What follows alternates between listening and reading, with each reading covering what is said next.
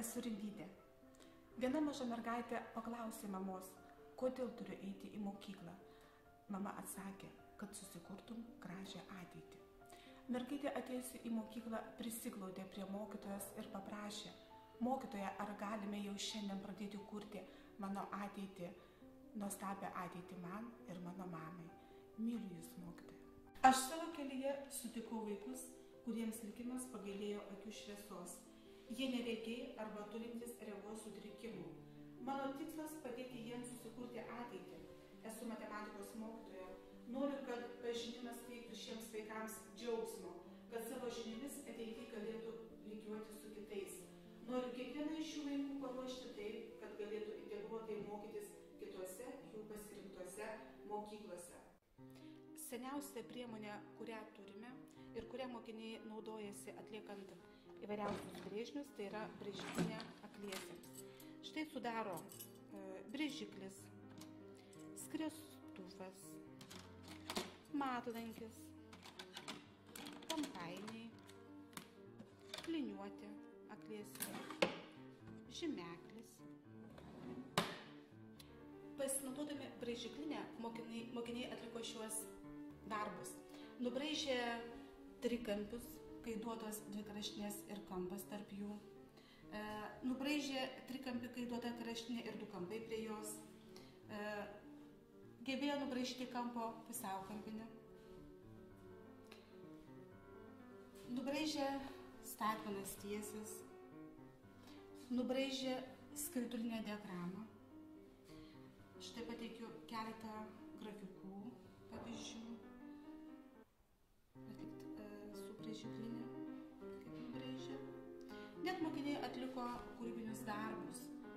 Taipogi lentoje su gumelėmis labai patogu ir greitai galime pavaizduoti parabolę.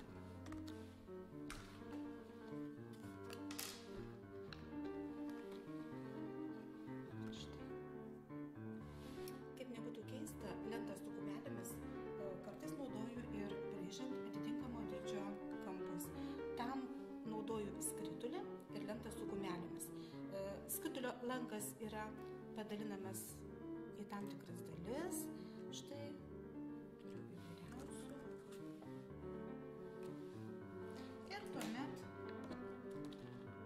paimu paprasčiausiai skritulį, pritvirtinu prie lentos su gumelėmis, prie lentos ir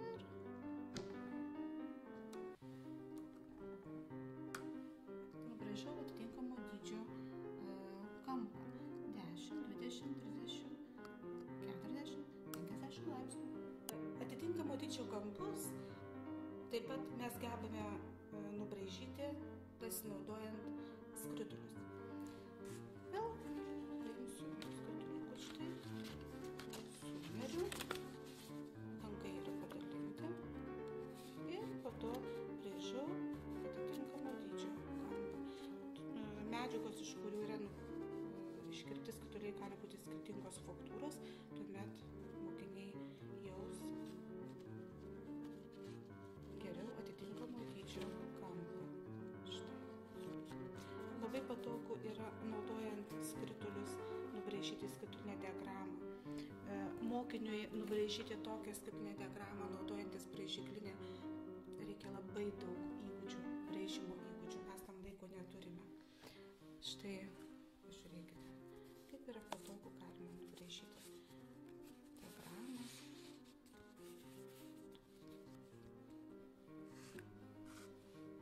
Atlikti brėžinius galime ir neturėdami jokių brėžimo priemonių. Naudojame lankstinių metodą. Štai mokinys nubraižė dvi susikertančias tiesas ir nagrinėjo kryžminius gretutinius kampus, simetriškas figūras, trijų tiesių padėtis. Nubraižė net dvi tiesas koordinačių plokštumoje, nubraižė kampo pusiaukampinę.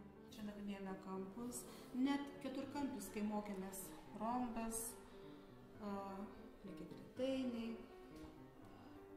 Ne visada patogu yra naudoti lentą su gumelėmis. Todėl turime dar vieną metodą, kurį labai naudojame, tai yra suliniuotą popieriaus lapą. Suliniuotą popieriaus lapą pasidarau pati. Tiesiog vieną kartą kilo mintis, kaip tą popieriaus lapą man susiliniuoti. Na ir štai susiliniuoju ir pasidarau štai suliniuotą popieriaus lapą. Tai yra greitas būdas čia ir dabar. Naudodamėsi suliniuotą popieriaus lapą, mokiniai nubraižė parabolės, nubraižė simetriškas figūras, geba nubraižyti trikampius, stulpelinės diagramas, simetrišką figūrą, toliau nubraižė parabolę ir tiesę viename, vėl stulpelinę diagramą, taipogi keturkampius.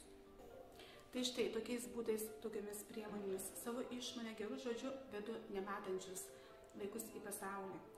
Pablas Kasalsas yra pasakęs, privalai dirbti, visi privalome dirbti, kad pasaulis būtų vertas savo vaikų.